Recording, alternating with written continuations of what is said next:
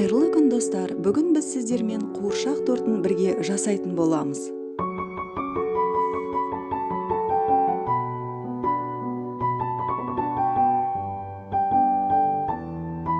Ол үшін ең алдымен коржымызды теңдей екі бөлікке бөліп аламыз.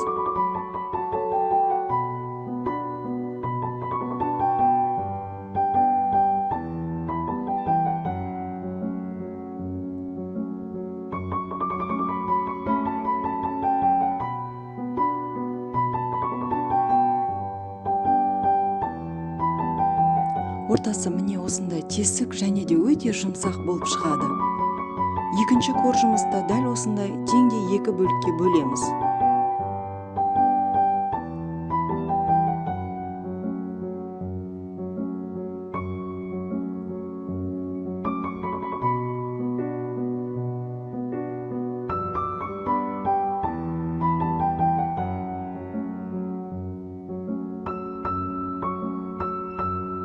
Міне корждарымыз дайын.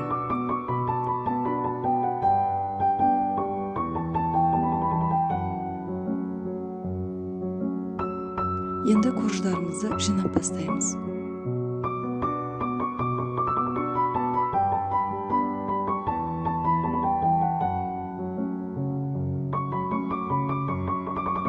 Астына кішкене ғана крем жағамыз, яғни корждарымыз жылжып кетпеу үшін.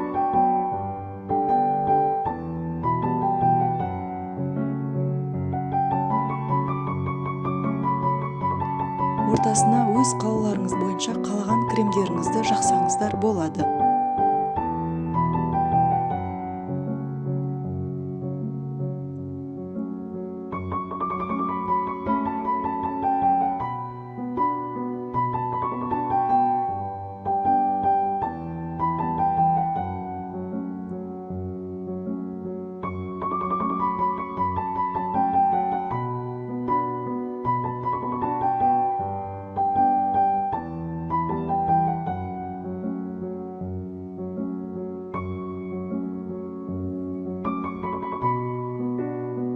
Міне кремін жағып тортымызды дайындадық. Енді тортымызды 30 минутқа мұздатқышқа қоямыз.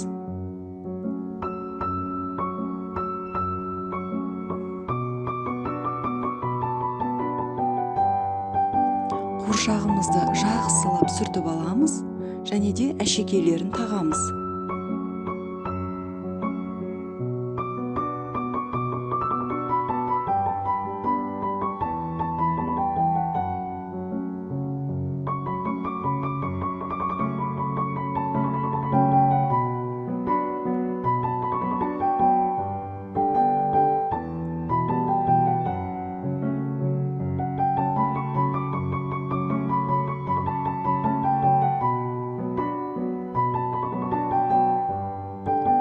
Енді қуыршағымыздың астыңғы жағын пищевой пленкамен орап, тортымыздың ортасына орналастырамыз. Яғни қуыршағымыз крем немесе крем болып қалмау үшін. Және де қуыршағымыздың шашын жинап қоямыз.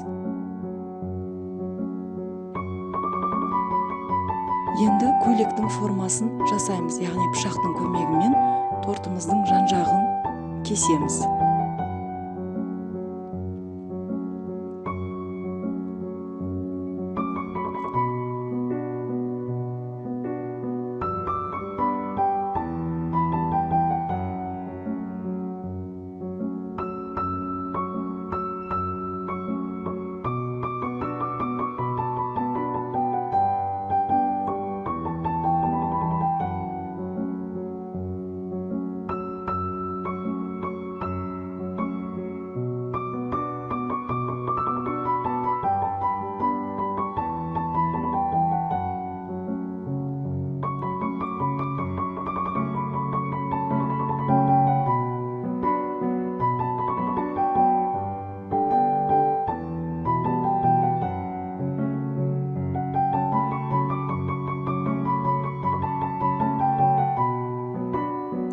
Мінекей қуыршағымыздың коржын, яғни көйлегін дайындап алдық. Корждарымыздың бәрін жан-жағын кесіп, енді жан-жағын тазалап аламыз. Осылай қалдырсаңыздар да болады, немесе бір қабат тағы да корж қойып шықсаңыздар болады. мен тағы да бір қабат корж қойып шығамын. Яғни арасына алдымен крем жағып, үстіне тағы да бір қабат корж қоямын. Биік болу үшін.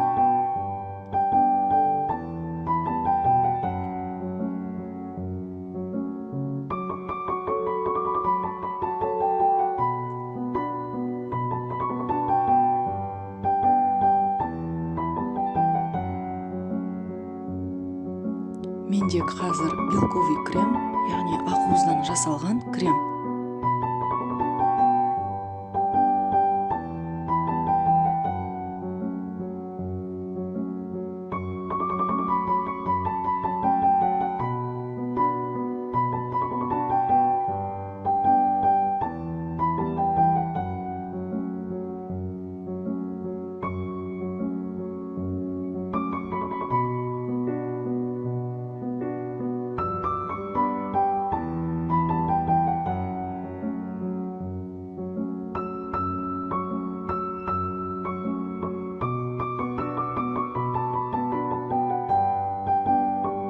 Міне бір қабат коржымызды қойып шықтық.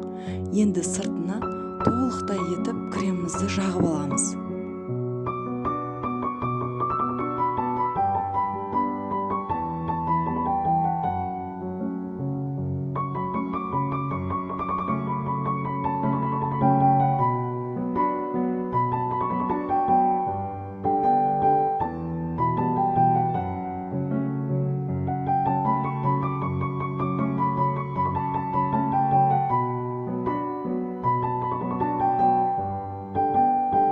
Міне тортымызға толықтай кремді жағып алдық. Енді креміміз қату үшін 30 минутқа мұздатқышқа қоямыз. Міне тортымызды енді әсемдей бастаймыз. Өз қалауларыңыз бойынша әсемдесеңіздер болады. Мен гүлмен әсемдейтін, гүлдің формасымен әсемдейтін боламын. Менде насадка 1S.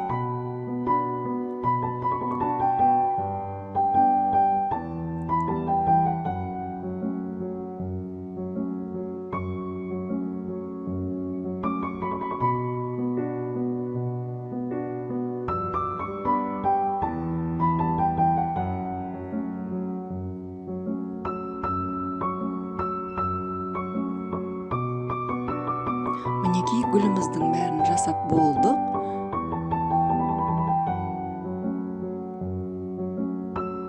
Енді жапырақтарын жасап шығамыз. Енді қуыршағымыздың үстіңгі жағын әсемдейтін боламыз. Ол үшін осындай кондитер мешокқа кремімізді құйып, ұшын кішкене ғана кесеміз. Көйлектің формасын жасап, кремімізді жағып шығамыз.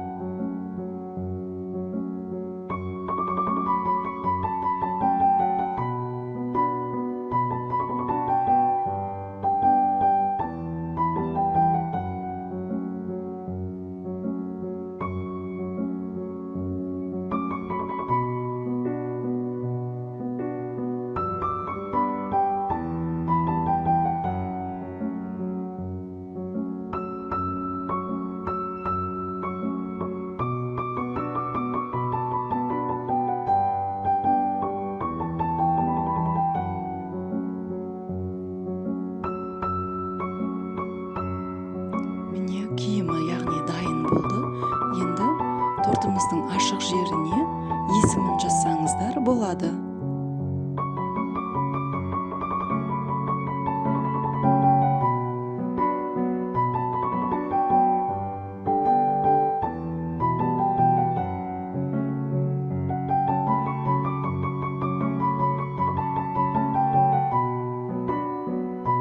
Мінекей тортымыз дайын. Осылай қалдырсаңыздар да болады. Мен моншақтармен әсемдейтін боламын.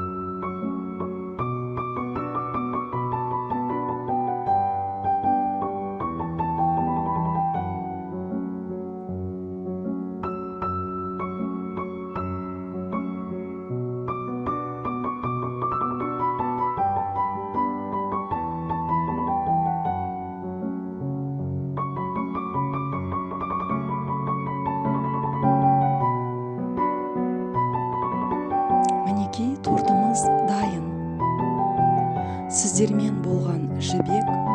Ұнаса пікір қалдырып лайк баса кетіңіздер, және де тіркелуді ұмытпаңыздар. Осылай торт жасап балапандарыңызды қуанта беріңіздер. Келесі рецепттермен бөліскенше сау болыңыздар.